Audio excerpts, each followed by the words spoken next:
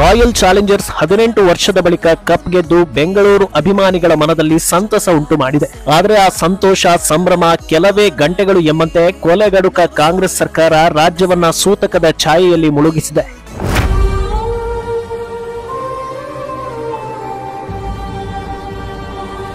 ಒಬ್ಬಲ್ಲ ನನ್ನಂತ 11 ಮಕ್ಕಳನ್ನು ಪ್ರಾಣ ತೆಗೆದಿದ್ದೆ ಈ ಸರ್ಕಾರ.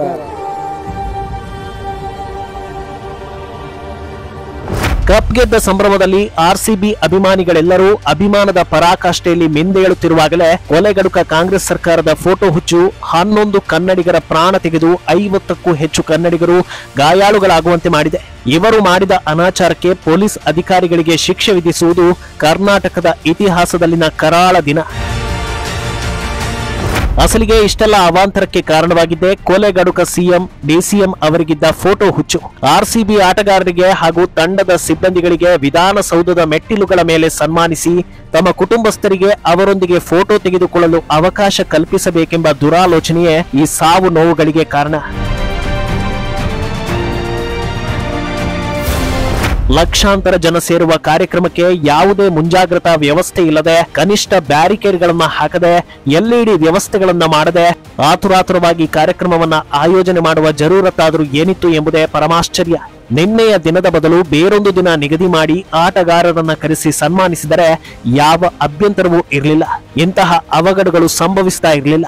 ಬ್ರೇಕಿಂಗ್ ನ್ಯೂಸ್ ವಾಹಿನಿಗಳ ರೀತಿ ನಮ್ಮಲ್ಲೇ ಮೊದಲು ಎಂಬಂತೆ ನಾವೇ ಮೊದಲು ಫೋಟೋ ತೆಗೆಸಿಕೊಳ್ಳಬೇಕು ಎಂಬ ಹಠಕ್ಕೆ ಬಿದ್ದು ಜನರ ಜೀವದ ಜೊತೆ ಚೆಲ್ಲಾಟವಾಡಿದೆ.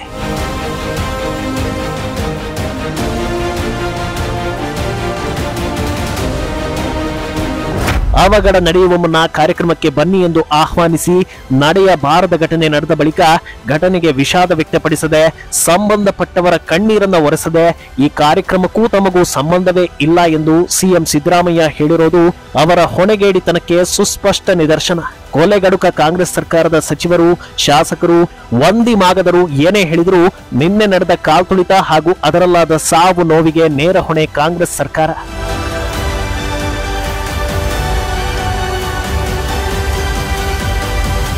ಕೇರಳದ ವಯನಾಡಿಗೆ ರಾಹುಲ್ ಗಾಂಧಿ ಆಜ್ಞೆ ಮಾಡಿದ ತಕ್ಷಣ 15 ಲಕ್ಷ ಪರಿಹಾರ ಕೊಟ್ಟ ನೀವು ನಮ್ಮ ಕರ್ನಾಟಕದಲ್ಲೇ ನಡೆದಿರುವ ಭೀಕರ ಘಟನೆಗೆ ಕೇವಲ 10 ಲಕ್ಷ ನೀಡಿದ್ದೀರಾ. ನಿಮ್ಮ ಸರ್ಕಾರಕ್ಕೆ ನಾಚಿಕೆ ಆಗಬೇಕು.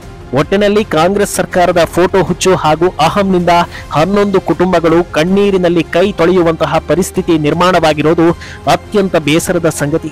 ಅಮಾಯಕರ ಜೀವಕ್ಕೆ ಕುತ್ತು ತಂದಿರುವ ಸಿಎಂ ಸಿದ್ದರಾಮಯ್ಯ, ಡಿಸಿಎಂ ಡಿಕೆ ಶಿವಕುಮಾರ್, ಗೃಹ ಸಚಿವ ಪರಮೇಶ್ವರ್ ತಮ್ಮ ಸ್ಥಾನಕ್ಕೆ ರಾಜೀನಾಮೆ ಕೊಟ್ಟು ಮನೆಗೆ ನಡೆಯಿರಿ.